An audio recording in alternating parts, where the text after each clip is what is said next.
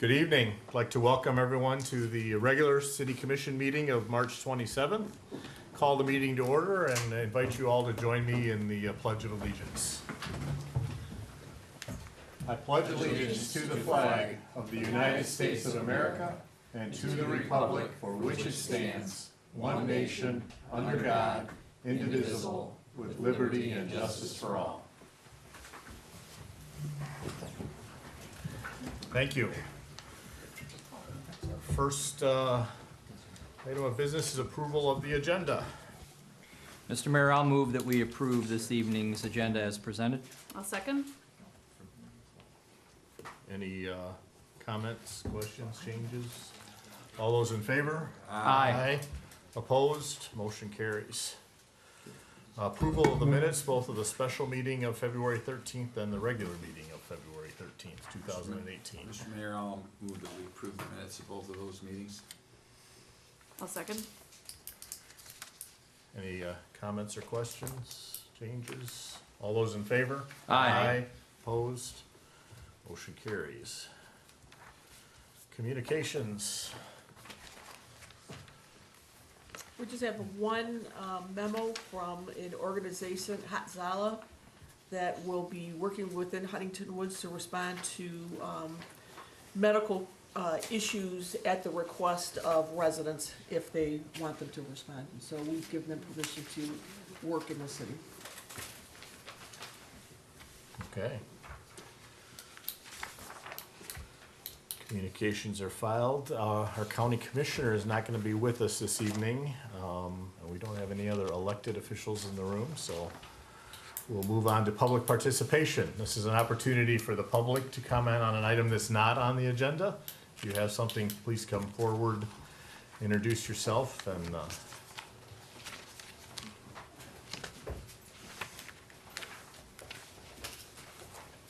Hello, Mr. Mayor and City Council. Thank you very much for having us. I'm Bob Standring. It's my wife, Jacqueline Standring. We currently reside at 12927 Talbot Lane. Our issue, we moved in on September 2nd of this year, and then had a baby on November 7th. And September 7th, and so like 5 days later. Bad start, man. Bad start. I know. Back up and rewind. A few days later. Back up and rewind. So anyways, we ended up, moving and everything was great. We previously had a house on Hart, 10036 Hart Avenue. And so we've been in the neighborhood since 2015. What happened is our first water bill upon moving in here was roughly 10 times the amount as it normally was. It was roughly $3,200. It was 25,000 units of water that was that we were billed for. And our normal usage per heart and the previous usage in this house was roughly our usage was anywhere from 2,000 to 2,500 units. And that's pretty similar to the previous usage in the house. So this was 10 times the amount. So from that, once we found that out, we called the city right away. They came over, and we called a plumber and a master plumber. They came over, and my wife she was there when that happened. Yeah, so just won't take too much of your time, obviously. So we called the city right away when we got the bill, of course, after we picked our jaws up off the floor. And we called the city. We had Marty came out and Dan came out from the city, checked the meter to see if it was still spinning. It wasn't spinning. There was no real suggestions at that time. Everyone was trying to work together to collaborate and see what had gone wrong, obviously, because we were shocked. I ended up calling a plumber from Nelson Brothers Plumbing in Royal Oak. They came out the very next day. They assessed everything, had no answers for us. There was speculation that it could have been from the backup drain on our sump pump. They thoroughly checked that out, checked all of our toilets. There were no issues with our sump. The sump is actually in a very protected area in our basement because we have small children. So of course there's nothing near that area in our basement. So still not super satisfied because there was no answer to our question. I had Nelson come out and send a master plumber the next day just as another set of eyes because we wanted to make sure that the issue didn't continue happening or that we could get some answers for the city and for ourselves moving forward. So the next day, Ben was the master plumber. He came out. At the same time I called the city back. They sent 2 more workers out. They sent Kevin and Marty back out the next day so they could be there at the same time as Ben so that we could all have the same eyes on the situation at the same time. Ben ran through everything. He checked all the toilets, checked everything. I have a letter from Ben about what he found, which is essentially nothing. He checked the meters to make sure they weren't running. He was checking the toilets. He put all the dye in all the toilets. Again, it's the gentleman the day before had done all the exact same things.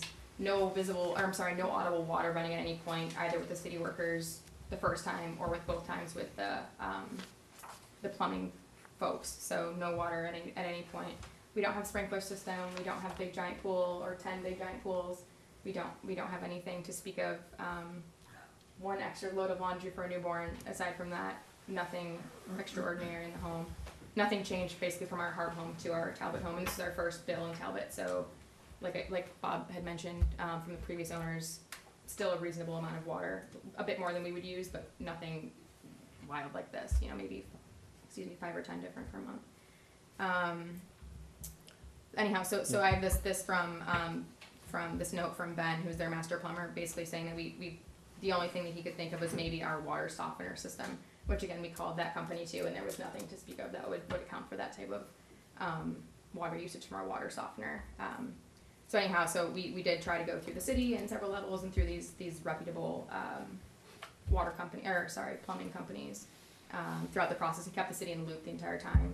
We spoke to several members of the city, public works and whatnot. So this is where we're at. So what we're asking the city council, the average price per water for the 2,500 units is roughly $310. And when I would ask the city, I would be willing to pay double that. I don't know where this water went. I talked to Rocco in the city, and they said it could be from a sump pump. There's no evidence of that.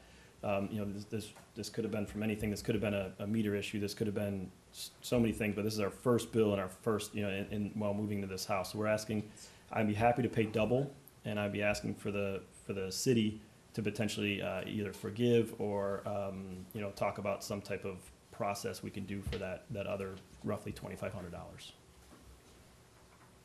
Or just something. We don't have any answers. Yeah. We definitely want to work together on this. We don't have any answers, and it's very hard to absorb the cost for something we have no idea where this came from. This is a big chunk of money for our family and our young family, so this is a big deal to us.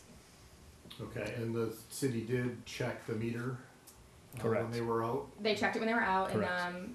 and Marty and Dan and Kevin all gave the option of bringing the meter into the city to take out, and they basically advised against it. They said that it probably wasn't going to be in our best interest to do that, and that they didn't think that was the issue, because I said that I would be willing to do that, and they kind of, with their advice, said don't bother doing that, because our testing isn't very advanced, so to speak. So it just would be a kind of a rudimentary test if you actually took the meter from the home and then brought it here. There would be no way of knowing like when the water stopped running or when the water started running, so we couldn't even get some sort of like time period as to when this happened or if anything happens. They advised against that from us.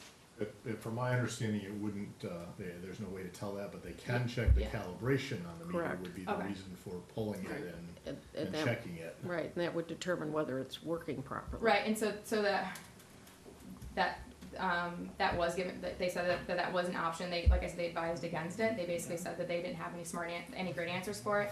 And if I'm being completely frank with you, they basically said that getting a new meter would maybe make your water bill even more up until this point. So you're better off just not even getting a new. If I'm being completely frank, they told us not to do that. So I probably So we didn't do that. didn't do that. Yeah, so they basically said, Just- we don't know what this is for, but this meter is, you're gonna get charged even more going forward if you get a new meter. So we're like, we can't, we're struggling with this bill, so why would we keep paying more to get a new one? So that's gonna run faster or whatever the issue is, so. Not faster, but more accurate. As meters age, they slow down. Yes, Yeah. so, like I said, if I'm being completely frank with you, that was what was said to me, so I have Yep. nothing to hide, that was what was said to me, so. Mhm. Did you want to? Can I speak? And I'm happy to, and by the way, I am happy to get a new meter. I'm not opposed to getting a new Yeah, meter in any way. at I'd all. be happy for them to reinstall a new meter. I'm not opposed to that in any way. They basically said there's a charge to do the meter and all these other things, and they advised me against it. I'm more than happy to get a new meter. That's from 2018. We're completely happy with that. I mean, the difficulty is that under the city's charter, and actually under the law, the city cannot provide free water to anyone. Absent some evidence that the meter itself is not working properly, That water was delivered to your home. We don't know where it went, we don't know why, okay? There's some suggestion it may be related to your sump pump, okay? But the fact is it was delivered there. If the meter's working, you receive that amount of money. We can't waive that amount of money, okay? We can't waive it under the law. And you understand, we can't waive it anyway, because if you don't pay it, the citizens of Huntington Woods will pay it, all right? Somebody has to pay it, it's not paid by the city. So, I don't see where the city commission can do anything for you. Absent you pulling the meter and justifying that the meter is not calibrated properly and is not working properly, that's the only basis that we could look at adjusting that bill. But it sounds like to me that they checked it and it's working correctly, so. They did, and they checked the sump pump and it was working correctly. And I Yeah. know that can run, but it was 189,000 gallons of water that went through. Yeah. I mean, we would have heard it. I mean, like I'm telling you, like we're in that room all the time. Yeah, the sump pump in and of itself is a problem, you know, because right now it's discharging into the sewer system, which is illegal, okay? What's that? And so you're gonna have to address that issue too. What do you mean? What do you mean? We had the house inspected, you know, back in August. We were not. Well, I would suggest that you get maybe with, our building department, would that be the right department that they should check with? This is the first tomorrow? time I've heard of it. Yeah. I mean, am I correct on that, Rocco? Pardon me? With the sump pump, it's just charging into the sewer?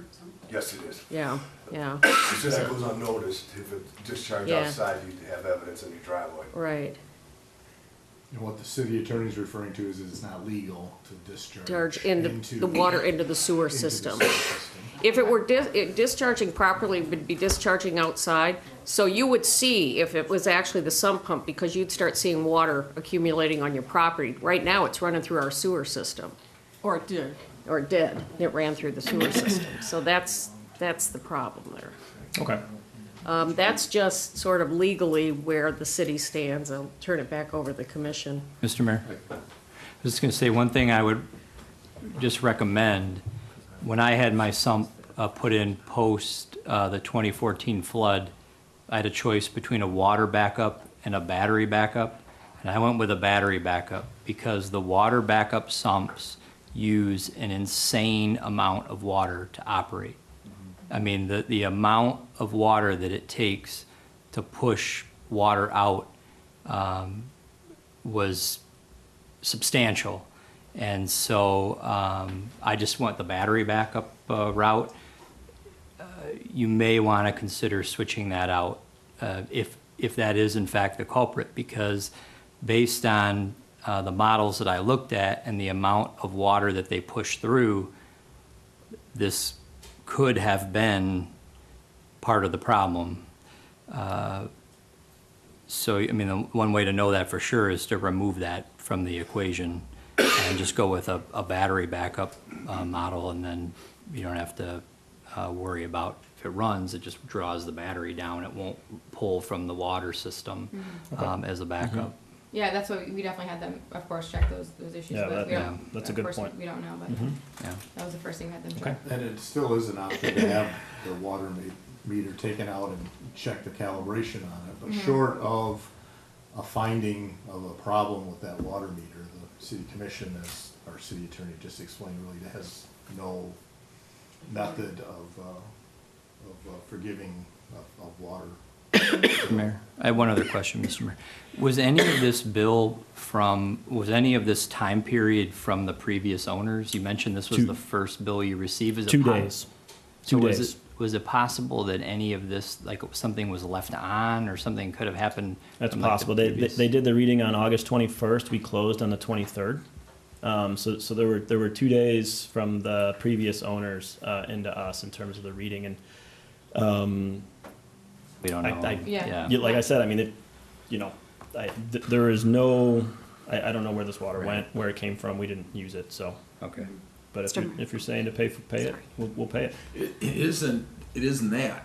You're asking, this happens maybe, I wouldn't say once a year, but I'd say it's probably happened 2 or 3 times when people say, well, you know, I didn't, and it's understandable, and it's like, where'd this come from? It happened to us a few years ago. I know where it came from. My wife waters the lawn too much. I learned that lesson. But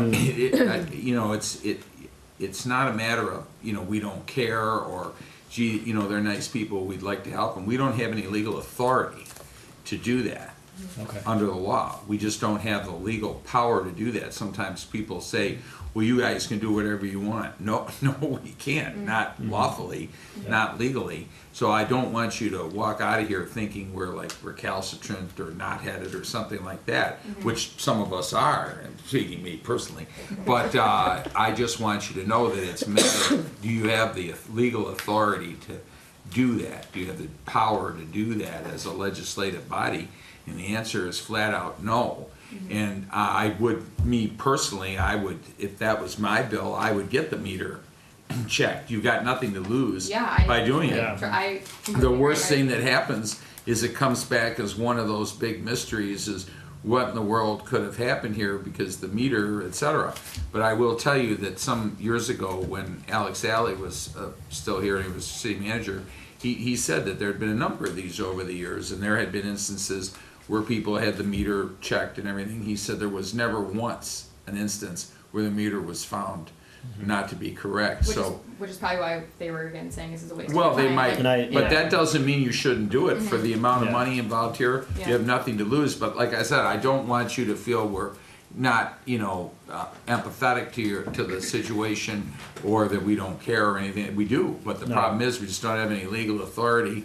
It's like if the cop has me pulled over on 11 Mile here, and I wave you over. I say, "Will you tell him let me go? I didn't do anything wrong." You're gonna say, "Who am I?" And that's basically what it is. So. Well, we appreciate Yeah, that.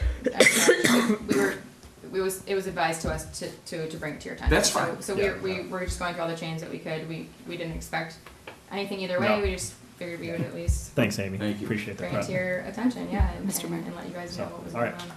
Thank you. Is there any chance that we can work with them on a schedule for payment? I mean, that's a pretty substantial amount of money. We've talked about that. Okay. Yeah, they said that we can do a scheduled payment, but we'll still have the 5% or 15% late fee assessed on that. So On what is left over, the balance, not on the. And there's entire nothing bill. we can do about that? The only reason, I'm just asking, I know the bill just seems extremely high. So I know that you're gonna check the meter, but I just, Yeah. the biggest bill I had was $1,400, and it was during a period of time where my neighbor was using my water for construction, which we allowed them to do, but it just seems so unusual. So anything we could do at all to help them, I think would be, Appreciate it. yeah. great. Thank you very much. Can I just add that Marty and Kevin have been going by there weekly, just to catch something on the yes. read, just in case. So he's been going by and taking a random read, not a scheduled read, just to, maybe something comes up, but it's been normal. Yeah, no, and I appreciate, Marty's been Yeah. great, and you guys have been Yeah, great, and thank I've you. talked to Rocco multiple times, and Yeah. our last, just to let you know, the last 3 months have been 2,500 units, so like, it's Completely normal, yeah. totally normalized, we haven't changed our lifestyle. Yeah, and those units are dropped to 2 zeros, or 25 units. Oh, it's fine. Oh, Yeah. I'm sorry. Yeah. Yeah, no, it's on show like bill, yeah. Just listen, okay. Thank you, guys. Any other public participation? Hi, I'm Linda Solomon, 8246 Huntington. I'm following up from the Planning Commission meeting of February 26th, and then there was a subsequent meeting where I'm under the impression that there's some sort of committee that's maybe being put together. I just wanted to follow up about zoning issues with the zoo. From my understanding, what the planning commission did was asked administration to work with our city attorney to clarify what zoning regulations we can have and can't have as it applies to the zoo. Get a comprehensive report back to the planning commission, and subsequent from that, they will set up a member committee with Amy, the city manager, and a couple members of the planning commission to meet with residents and have a dialogue. as to some of these ideas that people have, what we can do and what we can't do, and then from there, the planning commission will come back with recommendations, whether we change anything or don't change anything, or, You know, I so that's the really, process we're in right now. okay, so it's being reviewed. Yes. Because I think that it's important that we have, maybe elected officials that have some input in this. I feel like, the planning commission, we were pretty much shut out of the meeting when the zoo presented their plan.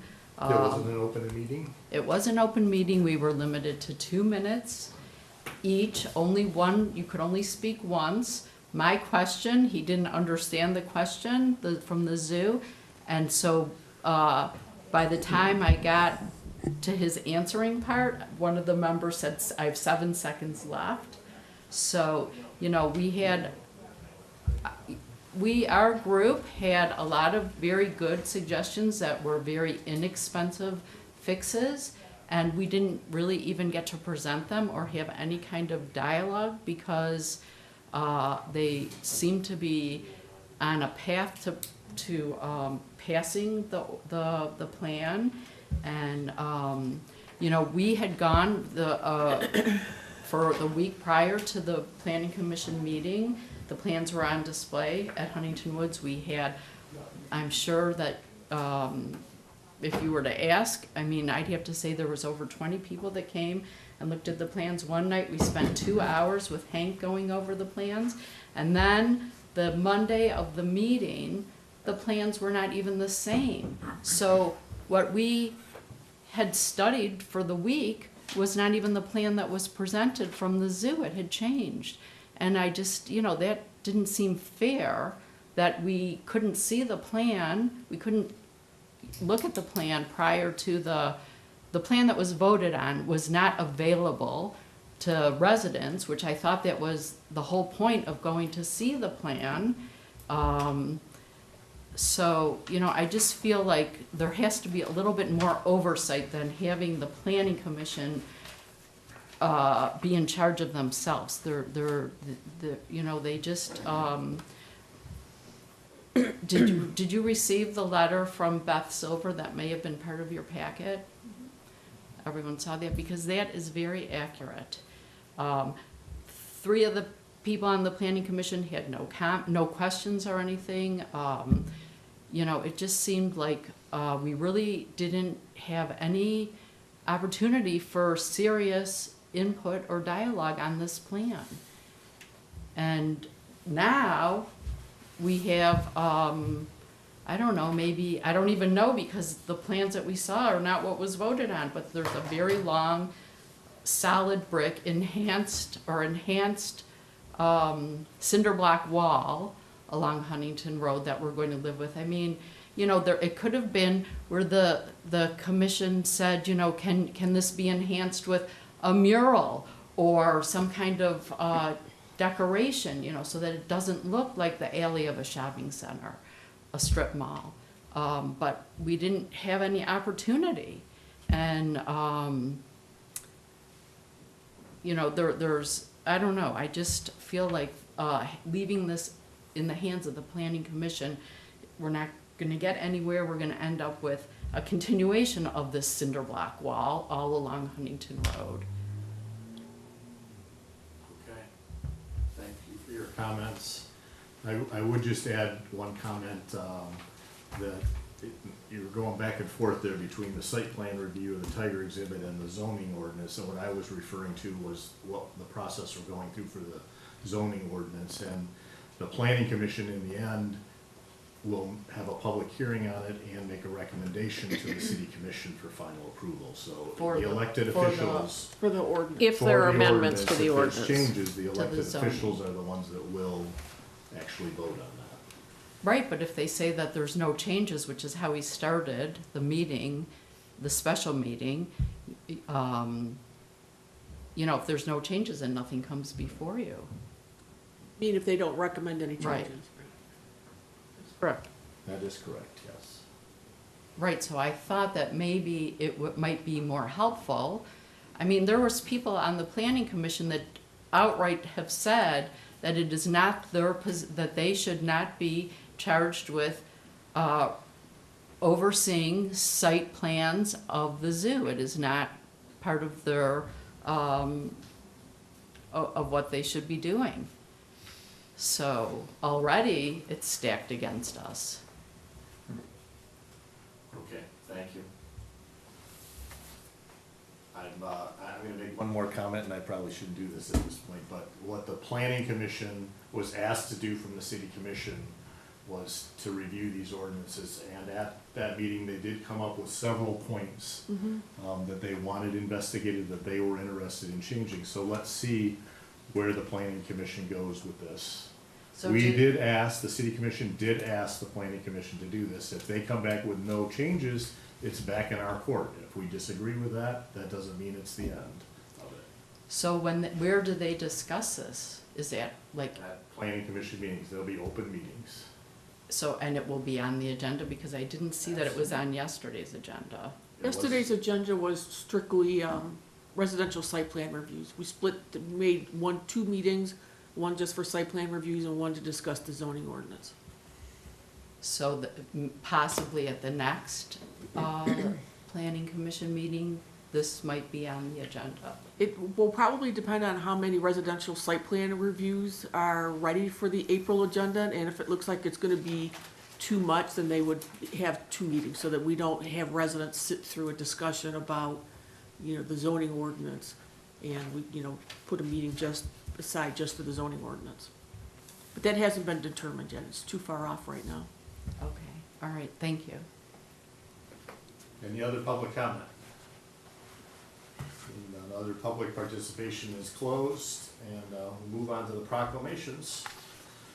The first proclamation is recognizing April 28, 2017, and April 27, 2018 as Arbor Day, and April 22nd, 2018 as Earth Day in the city of Huntington Woods.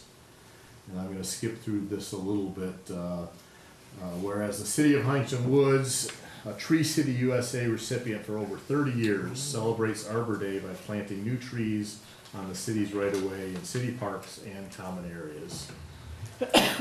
Trees reduce erosion of topsoil, cut energy costs, moderate temperatures, clean the air, produce life-giving oxygen, and provide habitat for wildlife. Therefore, it be resolved that the city of Huntington Woods does proclaim April 22nd, 2018 as Earth Day, and April 28th, 2017, and April 27th, 2018 as Arbor Days in the city of Huntington Woods. Proclaimed this day at the regular city commission meeting, signed by your mayor. We have a motion to accept this proclamation. Second. All those in favor? Aye. Aye. Okay.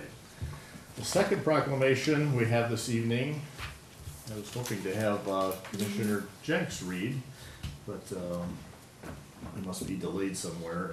And I was gonna have him read it because he is a past chairman of SEMCOG. But this is a proclamation of the city of Huntington Woods honoring the Southeast Michigan Council of Governments, better known as SEMCOG, their 50th anniversary. SEMCOG was formed in 1968 as a voluntary council of governments for the 7 counties in southeast Michigan and began with 59 charter members. Today, there's 170 members, including cities, villages, townships, intermediate school districts, community college, and all 7 counties. Obviously, SEMCOG does a lot of great things for our community. We'll forward this proclamation to SEMCOG. I'll mention that several Huntington Woods residents have played leadership roles in SEMCOG. And in 1975, our finance director, Sidney Alexander, was honored as a regional ambassador. In the year 2000, our mayor, Ron Gillum, was honored as a regional ambassador. And in 2007, City Commissioner Jeff Jenks was awarded a Taubman Fellowship to Harvard's Kennedy School of Government. And in 2015 and 16, he served as the chairperson for SEMCOG. So now, therefore, be it resolved that the City of Huntington Woods, Mayor and City Commission hereby congratulate the Southeast Michigan Council of Governments on their 50th year forward to be part of their continued success in the next 50 years and beyond. Forward this on, the original signed version is over there by Commissioner Jacks. All right, we have a motion to accept the proclamation. So moved. Second. All those in favor? Aye. Motion carries. Moving on to our normal items of business. Item number 1, sewer infrastructure program. The sewer cleaning project has been completed. Our engineers have reviewed the videotape and they have broken the project down into parts, areas that need to be repaired right away, and then some that can wait a little bit. The estimate came in around $13 million. So because this is I think the largest infrastructure project that the city's ever undertaken, we would like authority from the city commission to select a financial advisor to work with so that we can figure out the best way to structure the payment for this work, a combination of, it could be bonding, water rates, or a special assessment, and figure out what is the correct balance for our residents, as well as select an engineer that we feel comfortable and has a background in doing this kind of sewer-related work. So we'd like to get authority to go out for bids and bring back potential agreements for financial advisor to help with this process, as well as engineering services to design the repair program. Can we add a time limit on this for the engineering report and financial report to be presented back to the city commission? Other than as soon as possible? Yeah. Other than That as soon works. as possible. Yeah.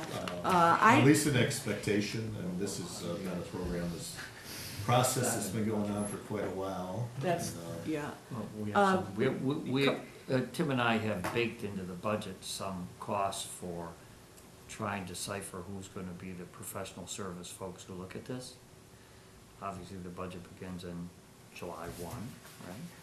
So, we can start right away. A lot of the work has been done prior to this in terms of getting started. But actually going out for bid and determining what this resolution's all about is a whole nother matter. So it would seem to me that with July 1 not that far away, we could try to have this accomplished before, or early in the budget year, let's say by August 1. Yeah, It's gonna well, take some time to be able to, there's a lot here, that this is not easy stuff. So maybe July 1, Amy, would be logical. well, I want to make sure I understand the mayor. You're talking not a deadline to have an engineer, a financial advisor on board, but have an engineer design a program and a financial advisor. Well, there's a couple pieces prepare- of that. Let's get this clear. Let's make sure this is clear, and that is determining who, this is a big project. Mhm. Finding the right parties to do this is gonna be critical to how that looks. So, I don't wanna predetermine, I don't wanna do that too quickly. It seems to me that we know we're gonna do this. We've got professional service dollars in the 2018-19 budget. And so it would seem to me that we need to look for a July 1 determination to come to you for, let's say, to come to the commission for what is the results of an RFP. But remember, we're at the end of March, April 1, April, May, June. That's 3 months to do that well.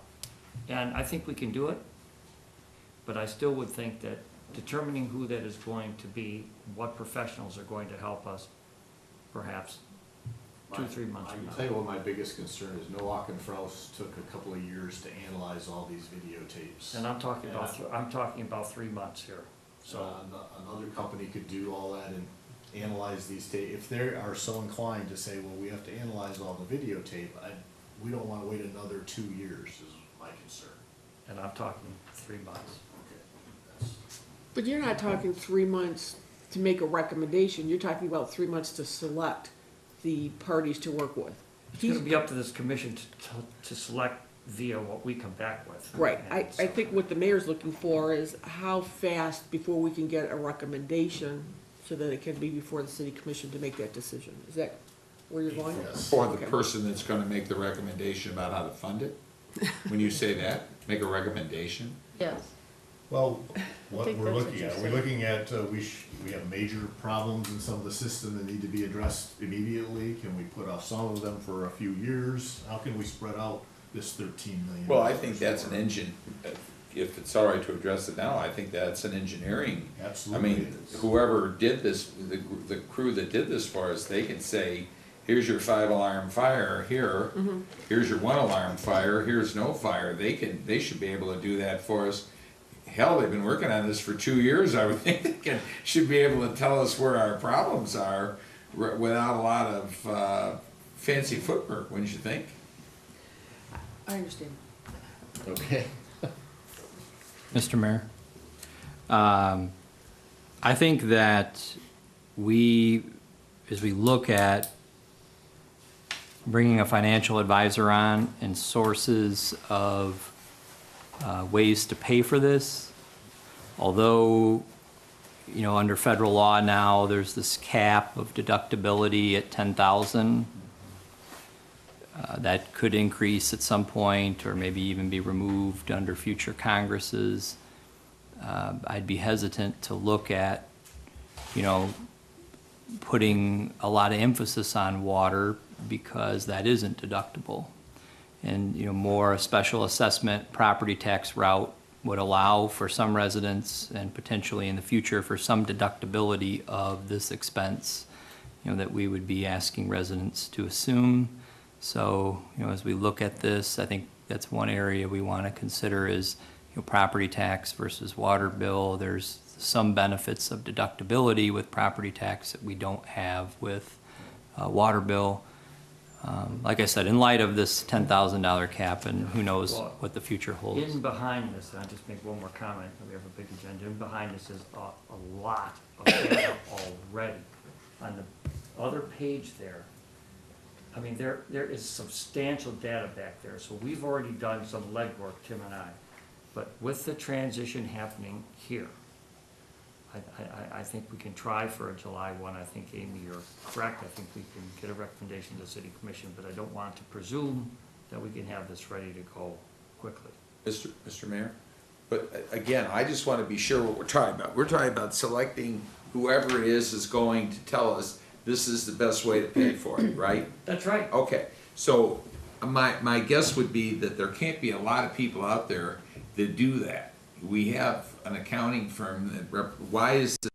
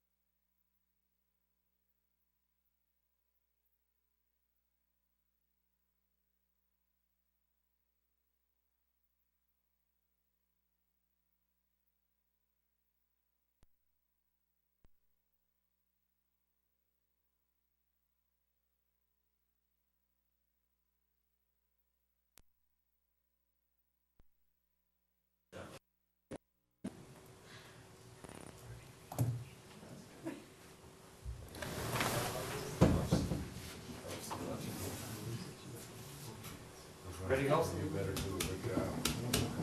Now we lost Amy. Lost our city. That's okay, we can vote in her absence, right?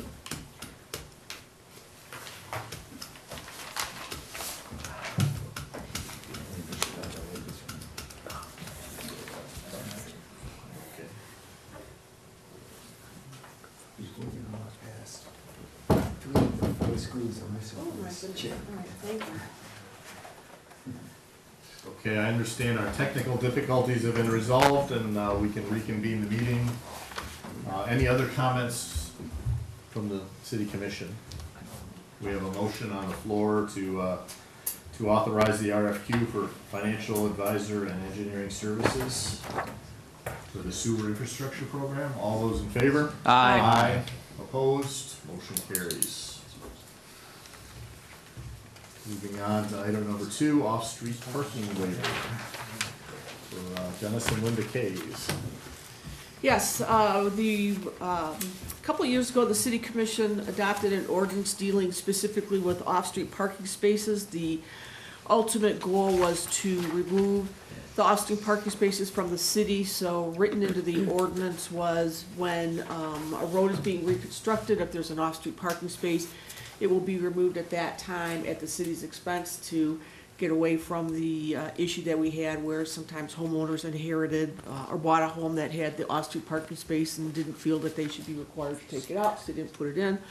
So there also is a provision in the ordinance that residents can petition the city commission and ask for a waiver and be allowed to have an off-street parking space if they have unique circumstances that would make it necessary for them to have that space. So Dennis Kays is on Salem, which is gonna be reconstructed sometime this year. So his current off-street parking space will be removed, and he would like to request the waiver from the city commission to have another one installed as per the ordinance requirements. You've seen my application. Hopefully you've looked at the pictures. Hopefully even you looked at the map I drew poorly. Hopefully you took some time to drive by and see the current spot, see the yard, see the whatever. Basically, it's really very simple. At least 9 months of the year, I have 3 cars. Sometimes I have 4 and 5 when my children or whatever are here, but that's not overly important. We're on Salem, which is a relatively narrow street, parking on only one side. Directly across the street from my house is a fire hydrant. So that basically, when I have 3 cars in the driveway and I want to use the 3rd car, which is a classic Jaguar E-Type, you may have seen it driving through the city. It's a red one. You may have noticed it from time to time, hopefully when it's running. Be that as it may, when we want to drive that, we have to then obviously take 2 cars and put them in the street, which, as I see it, and I'm just a resident, the more cars in the street that we have, the more dangerous the street becomes, the more complicated the driving is. I see no benefit to forcing people to put cars in the street so that they can then get out the car. So we have 3 cars. We don't have a garage. We've never had a garage. We never plan on ever having a garage. Maybe the next owner will decide to have a garage. We own the empty lot next to us. I understand it's one of maybe 1 or 2 still lots that are empty in the city. We've never built on that lot. We don't want to build on that lot because we use that lot for gardens. At the back of our house, the side of our house, the side of the Burke's house, they just happen to walk in. We maintain their gardens. And if we parked a car alongside our house, we have gorgeous hydrangea bushes in the spring and summer. If we parked a car alongside our house, it's a very narrow driveway. Not only can I get back and forth on the driveway, but then you can't see the gardens. So all these things combined, we believe that we should be entitled to have a parking space that looks like the parking space we now have. which, since I'm before you, I will be honest and say, we can park 2 cars in it. 1 car on my main lot and 1 car on our lot that we own, the next door lot. So we're asking for permission to rebuild that parking space. And I think that I can't think of a reason why not to. I can't personally understand why the city wanted to remove all those spaces in the first place and put more cars in the street, which is the effect of what you're doing. But that was your decision some time ago. I argued against it then and I lost. I'm hoping I can keep my parking space. So I ask for your indulgence in allowing me to do that. Any questions? I feel. No, anyone have a question? No, I don't think so. Thank you very much. Any public comment? Okay. I'll say something. Linda Solomon, 8246 Huntington. I see these spots being given all over Huntington Woods. I don't see why he should be denied. I've heard in the meetings I've been before where people have come and asked for these, and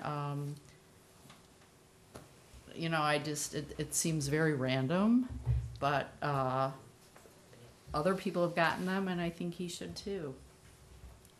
Thank you.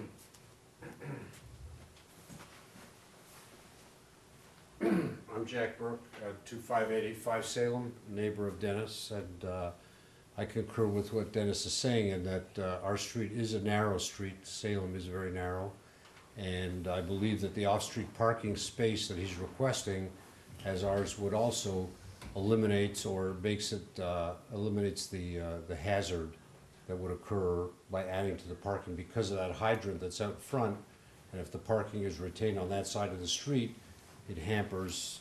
There's a 30-foot clearance required by public safety for that hydrant, and it hampers being able to park there. So really, there's nowhere to park on the street, and that's why the off-street parking serves a purpose, and I think it should be retained. Thank you. Thanks. You're welcome. Any other public comment? Seeing none, public participation is closed. Move it to the city commission.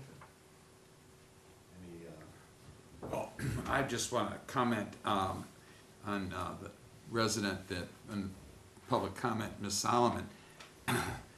I can't think of any resident in the last several years that I participated in who was granted an off-street right-of-way parking spot. The policy has been to eliminate them completely. There were some spots given out, I know a few years ago, when Huntington was done along the zoo, an area you're intimately familiar with, and there were a couple houses there. I know that several years ago got to put a space back in, but the consistent policy that we've been trying to follow for at least the last 9 years that I've been here is to eliminate the right-of-way parking spots. And one of the reasons for it is that it had become just sort of, when you say at random, you're right about that, people would just put them in. We had people that just put them in without a permit, without requesting, without anything, they just put it in. That's city property. That's not the resident's home. That belongs to the city of Huntington Woods. That's your property, my property, all of our property. And there used to be an argument that, you can never get adverse possession over public property. That, in other words, if you were, you kept something somewhere long enough, you say, well, it's mine by default. It's been there for long enough, and there's nothing you can do about it. And there were, in the early days of these debates, people who came in there, they brought legal counsel who argued that there was adverse possession right with respect to the right-of-way parking spot. And that was never the case. And then in the last few years, there were a couple cases in the Michigan Court of Appeals that had to do with that issue, and they held yes, that a private individual can assert a right of adverse possession in public property and municipal property. So that just means that the city just has to be very careful with what we do with our property. It's not a matter of convenience. It's a matter of the city not giving away its property. We did also, should be pointed out, that a couple of years ago, at the suggestion of Chief Pazdukowski, we agreed to change our ordinance to allow people to buy a permit so they can park on the street all night, and they're not subject to the 3 to 5 a.m. prohibition, which you buy an annual permit just like you pay for a permit for the parking spot. So, I mean, just by way of background, those are the things that we've looked at, and you know, I respectfully disagree with my friend Ms. Solomon that these things have been given out right and left. That not since my tenure here, which is now 9 years. And like I said, the policy has been to eliminate these, particularly, as I said, because of the issue related to adverse possession. So that's just by way of background. I'll make one correction to your comments, Commissioner Olsman, that we have allowed for 2 such waivers in the last few years. Both were on corner lots. Okay. Both did show the reason for that, so it has been done, just to But there was a clarify unique there. circumstance. There were unique circumstances. Corner lots typically have very short driveways that do not allow for any cars to be parked in without it going over the sidewalk, which is another issue. And it was a one-way street too that the house was One on. of them was. Yeah, right. These were extremely unique. That was the one at Yes, Henley. these were extremely unique circumstances. They're not being given out all over the city. Mr. Mayor, if I may, there's one thing I forgot to add, and that is, if you drove by, for those of you that did and stopped and took a look, you'll note that we are the only house on Salem, and one of the few houses in Huntington Woods that has in fact put gardens in your right-of-way at each end to try and add to the beauty of the combined yards and whatever. So we have, at each end, we have, gardens, we have a tree, we have a dead tree that I'm still waiting for the city to replace. Hopefully I'm on their list, but, that's another story. I just hope that you allow us to keep this parking space so we don't have to continually move cars back and forth and put them in the street. Thank you.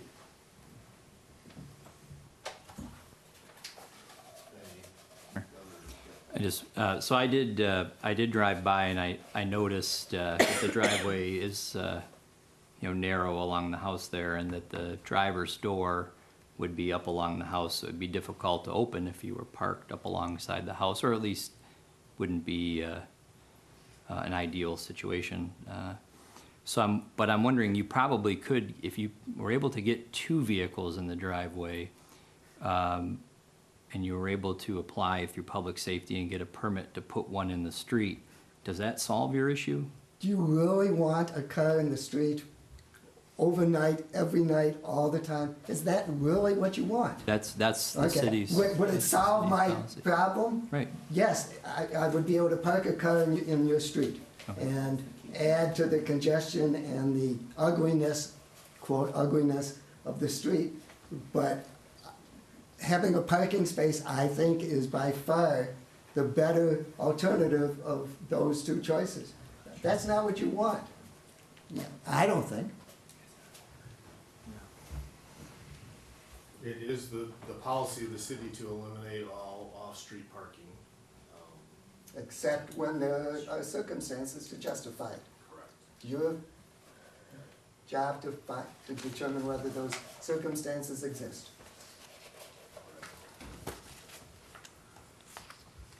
Any other comments? Do we have a motion?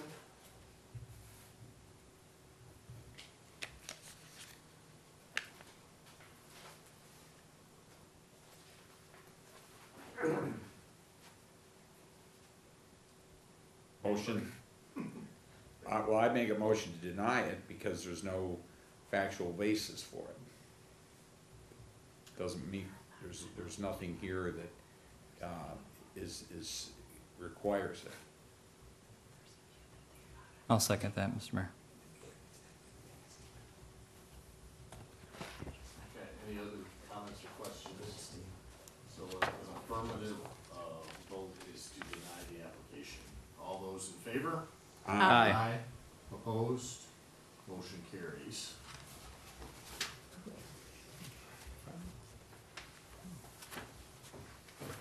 Item number 3 is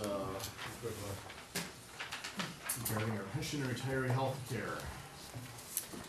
Yes, there was a law passed by the state of Michigan late in 2017 to address the unfundedness of pensions and OPEBs, which are health care for retirees. And there were criteria determined in the law to figure out or determine when cities were unfunded. And we are not unfunded for our OPEB, but we are just barely considered, preliminarily considered unfunded for our pension. So we can request a waiver from the state of Michigan if we can show them that we have taken steps to address our pension liability and that we will continue to work on, continue to implement the steps that we have, remember we just changed the pension plan for the public safety officers recently. So that plan is attached, and before we can send it to the state of Michigan, we need a resolution from the city commission that you support our request for a waiver to determine that we are not underfunded. We have a motion to submit Form 5583 to the state of Michigan requesting this waiver. So moved. Second? Any public comment? Any comments or questions of the city commission? And Mr. Mayor? Yes. And so this is public criteria, so going forward, we'll know what the measurement will be and how to stay ahead of it, knowing that they're going to be using a specific valuation, that we're reporting in our CAFR, as opposed to what was in our MERS evaluation with the investment smoothing. That's correct. Okay, great. All those in favor? Aye. Opposed, motion carries. Agenda item number 4 is a matter discussing a traffic signal 11 Mile in Scotia. Yes, I had a request from a city commissioner to take a look at whether or not there were enough criteria to warrant a traffic signal at 11 Mile in Scotia. So we referred this to Traffic Improvement Association because they have a traffic engineer on board. He took a look at the different statistics, the volume on both roads, crash data, and it is his opinion that that intersection does not qualify for a traffic signal. So you have the report from Traffic Improvement Association in front of you, and also Lieutenant Sterin is here if you have any questions specifically about the report or the results. What do you think about that, Lieutenant? Personally, I read Pat's study, I actually called him. Can you come up and join us up here? I actually called Pat because sometimes he'll send his studies and I have to read them several times to get to them. The numbers they were talking about was 500 vehicles per hour for 8 hours consecutively on one road, which would be 11 Mile. The other they were talking about is 150 vehicles per hour during the same 8-hour period on the other one. Scotia doesn't come close, and 11 Mile at this point does. Now, their study was done in 2016, and it looked backwards for 3 years regarding the crashes. The only crashes they dealt with were crashes that were at angles. So they ruled out anything that had to do with snow, with ice, with alcohol, drugs. When you say things of that nature. at angles, you mean somebody pulling out and Yes. somebody running into them? That's what they based their review on. The pedestrian traffic, the only real traffic I see out here is east-west is people walking. the window I sit and look out of, I continually see bicycle traffic crossing across there, but the majority of it's on the weekend where you'll see these trains of 15, 20 people deep crossing. But as for people running for their lives across that street, I don't. Just for the record, I was the one that requested that we look at this because there was a resident that posted an inquiry on Nextdoor about it, and it seemed to attract a number of other comments from other residents. So I thought, when something like that surfaces, it's not a big deal to go to somebody like you and say, what do you think? But I have a question for you about, for example, on Coolidge, between Catalpa and 11 Mile, there's those sticks. Those brand new crosswalks they have? Yeah, and I presume that's related to the high school and students crossing there. But I have to tell you, I think I'm going to call it peculiar. I've never seen anything like that before. Is this something new? I've seen those in downtown Royal Oak, where there's high pedestrian traffic and restaurants. Quite honestly, when those first went in, I just about drove right through it. Well, for almost 30 years. I appreciate that candor. I want you to know that. They were put up by the DDA in Berkeley to facilitate people being able to shop in the commercial district safely. Really? Well, I saw it as, I looked at it as it must be for the high school, for kids crossing or something like that. But no, I'm not a traffic safety engineer, and I don't pretend to be a law enforcement officer. I don't even get to play one on TV, as they say. But I do appreciate, I think sometimes when residents ask questions like that, there's merit. Where public safety is involved, there's merit, and in my opinion.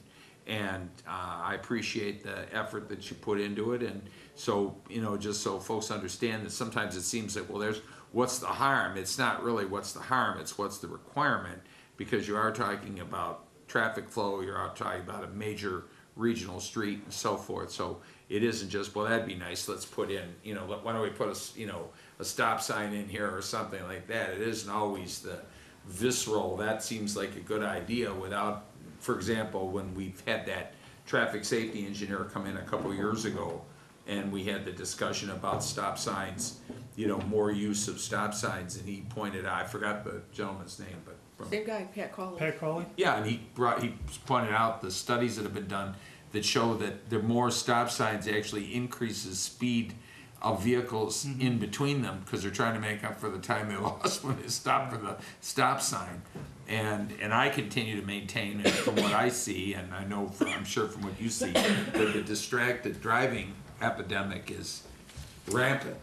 Yeah. And it's like that accident involving the driverless car in, I believe it was in Tucson with Uber. They said that the dash cam showed the guys easy. You were talking about flooding. Sure are chatty. Showed the Sure are dash- chatty. So, don't get wild on me, buddy. The dash cam showed the driver looking down. Now, what could he possibly have been looking down at, except his phone or something like that? So, but I appreciate it. Thank you. Sure. I'm doing my imitation of Commissioner Jenks in his absence. Thank you very much. Mr. Mayor, I'll move we receive and file the TIA report. I'll second. Look who's cutting me off. Item number 5, bid award for the replacement of the garage roof on the DPW.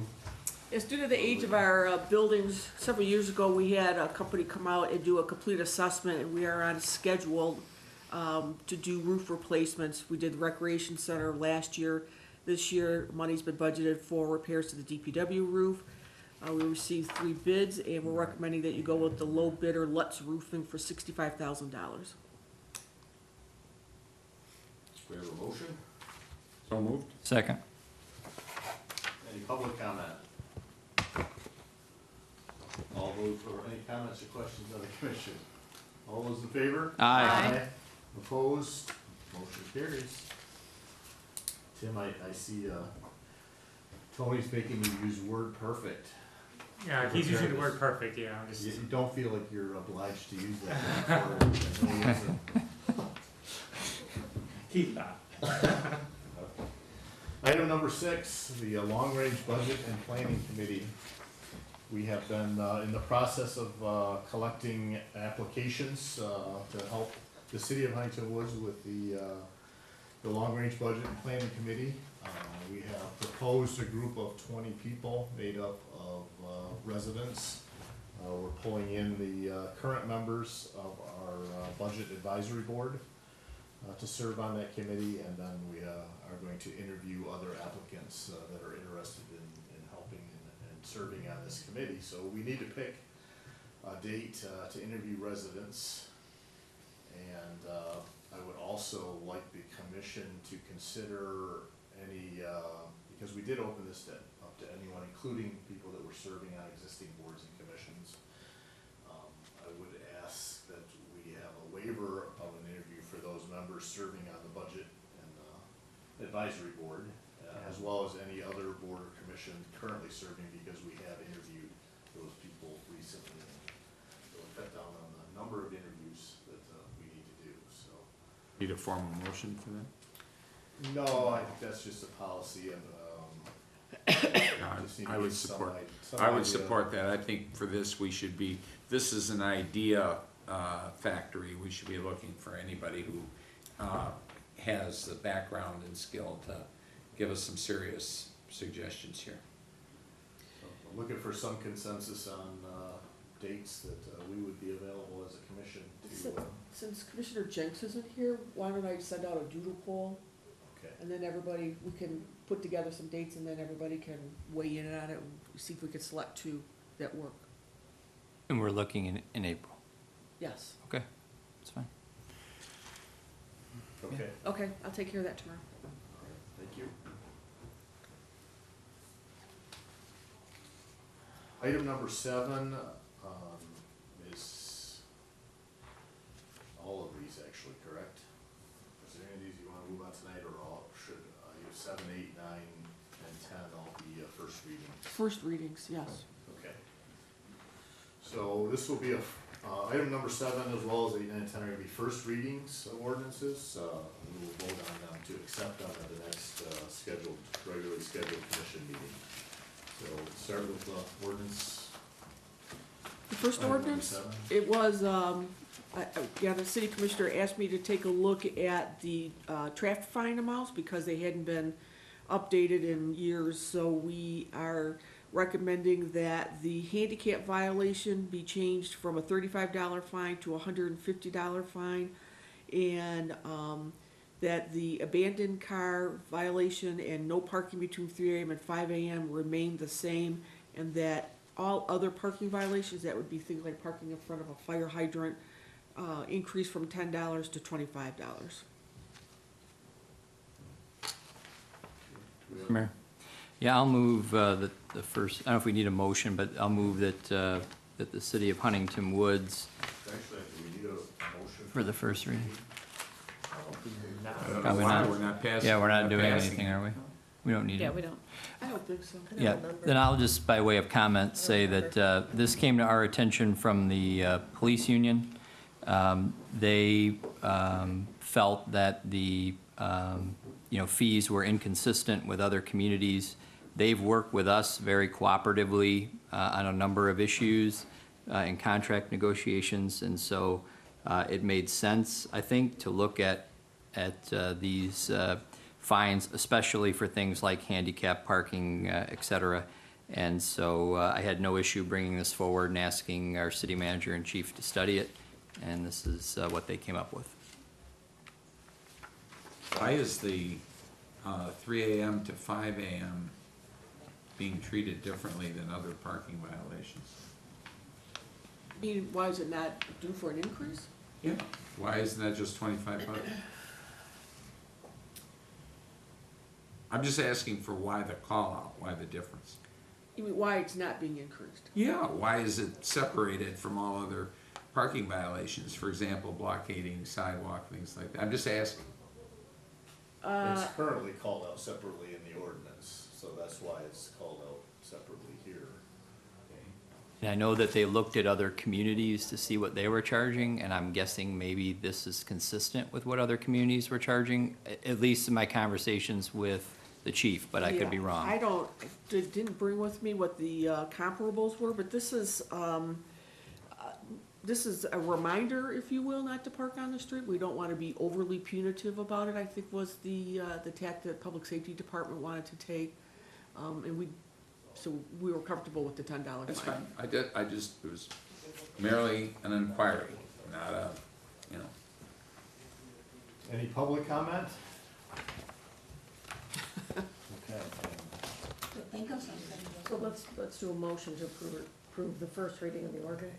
All right. You do one? Okay. So move. I'll second. All right, all those in favor? Aye. Opposed? Motion carries.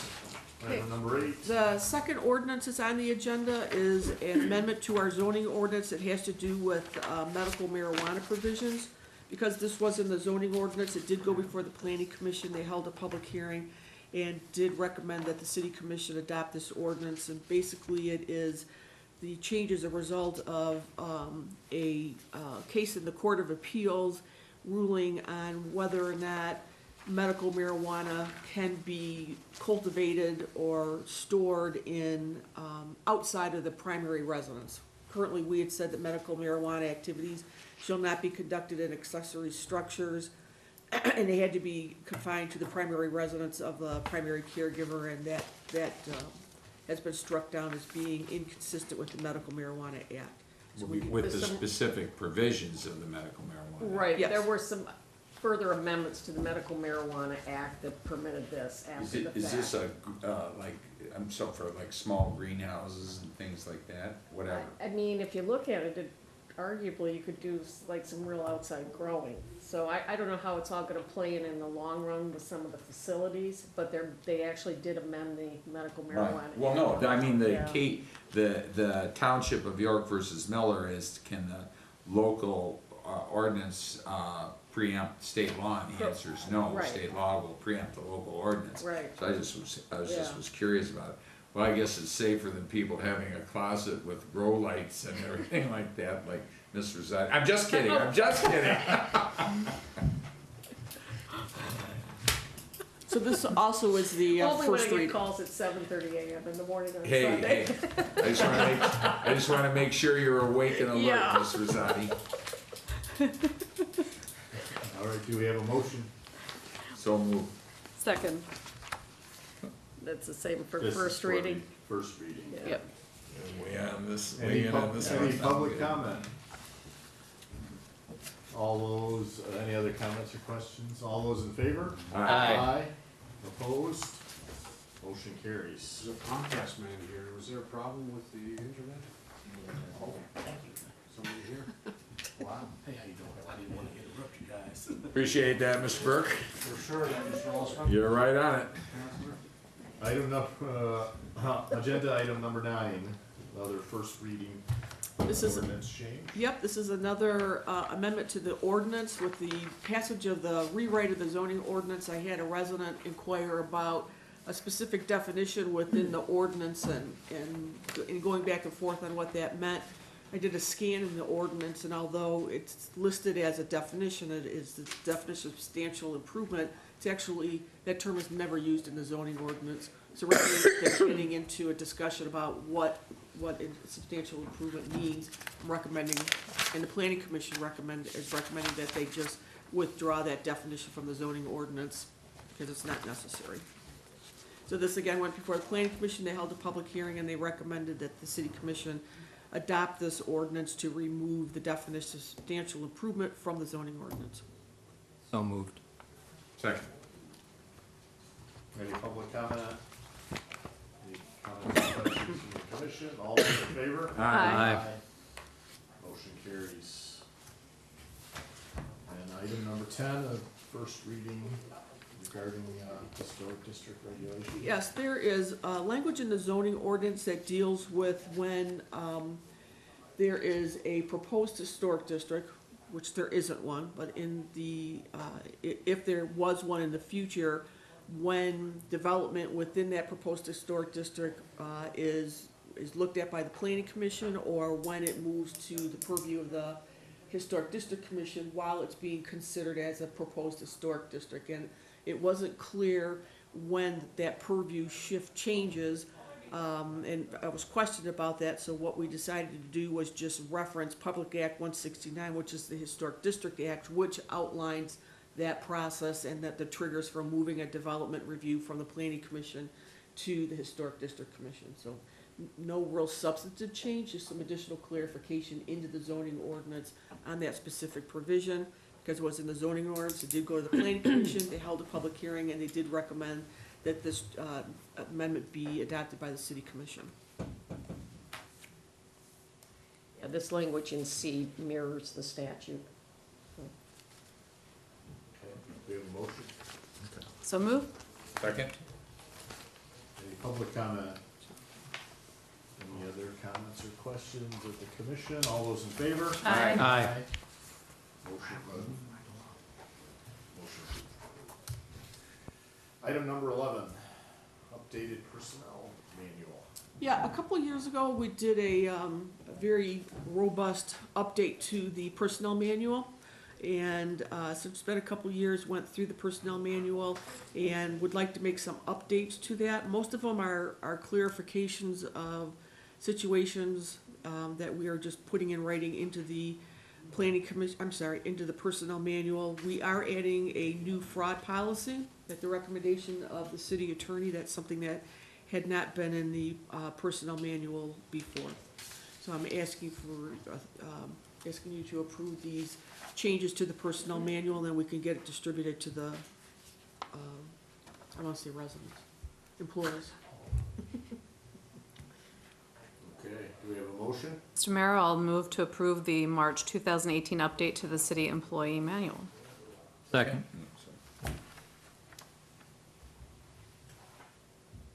Any public comment?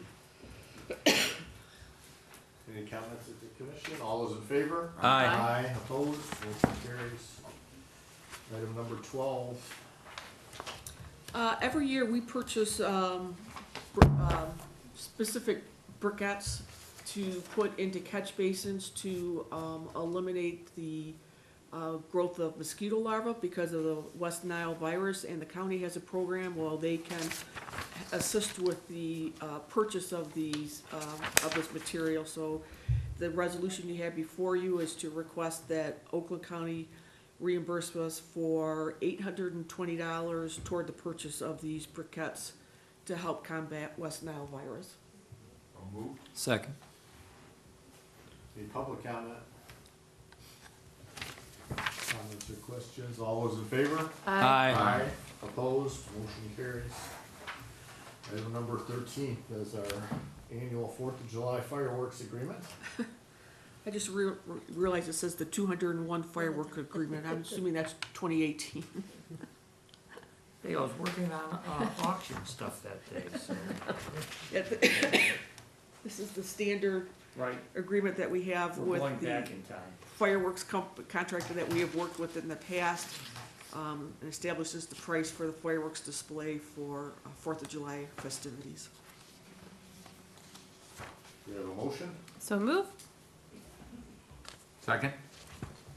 Any public comment? Yes, I got one. This is a continuation of the contract, so that's why it was not sent out for bid. Mr. Mayor, while we're on this topic, I would just indicate for the record that I spoke with, a year ago, I believe there was some difficulty shortly before the 4th of July getting a hold of someone from Fargo to let us out there, and I recall there being some little bit of angst about it.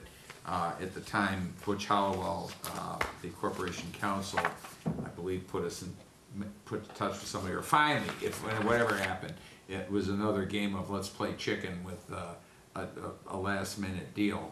And so I spoke to Mr. Hollowell at that time, and I asked that there be something placed by the city of Detroit into the agreement that they have with their contractor for Rackham that just says on the 4th of July, we authorize Huntington Woods to hold fireworks in the evening, the times to go out, set it up, and get off. And now that Mr. Hollowell has gone on to the Powell Law Firm, I ran into Lawrence Garcia on Saturday, who used to live in Huntington Woods. He is now corporation counsel for the city, and I brought it up with him. So I did a letter today to him that I showed to our city manager for approval and appropriate diplomacy, and asked that we solve this clearly by the city of Detroit telling the contractor that that's part of the deal, and that we be allowed to do that as we have for the past, however many, is this 40+ years now of fireworks or longer? I know it's 40-something for the parade, but How old am I? I don't. Old. Old. 64. Ancient, some would argue. More than 40 years. Yeah, more than 40, all right. So anyway, I just add that little bit of cleanup work there. Okay, any public comment? Did I ask that? Commission, Did you vote? all those in favor? Aye. Aye. Motion carries. Item number 14 is a matter of approving the collection of the 2018 summer property taxes for the Berkeley School District and authorizing the annual agreement. So moved. Second. Public comment? Any other questions or comment from the commission? All those in favor? Aye. Aye. Opposed? Motion carries. Item number 15 is a bid award for the application of a roadway sealant. Yes, this is a process that we're putting on our newer roads to extend the life of the road. And we're broke it down into 2 phases, so this would be the second phase of the project to do 4 roads. We have a motion to approve the project for a total not to exceed $10,873.13. So moved. Second? Any public comment? Any questions of the commission? How long have we been doing this? Last year was the Annual first year, project? wasn't it? No, we had, about 6-7 years ago, well, really since we've done the new road projects, which was the couple series of bonds, we've done it for 10 years. Has it been long enough to see if it's having any impact on the roads from Nope. 10 years back when we first did it? The short answer is we've talked to the engineers and they believe that we get maybe a year or 2 more leeway out of the roadway, and at 89 cents per square yard, it's worth that cost. Okay, thank you. All those in favor? Aye. Opposed?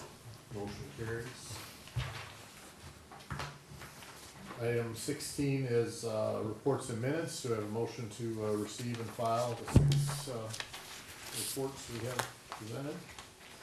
I gave you a revenue page there for what is the budget, and it was not in your packet when we copied it. It must have been excluded, or I excluded it and Joy didn't copy it because you didn't have it. That was at our table this evening. Anybody? I'll make a motion to approve. Second. Any comments or questions?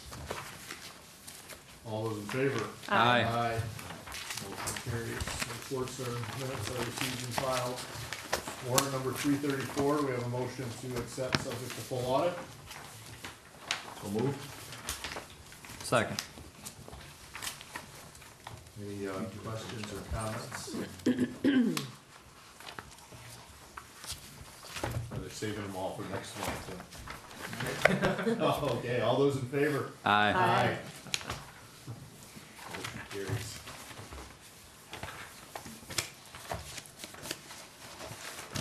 Item number 18, we need a motion to authorize recessing into closed session immediately following the regular city commission meeting to consider the purchase of real property where an option had not yet been obtained.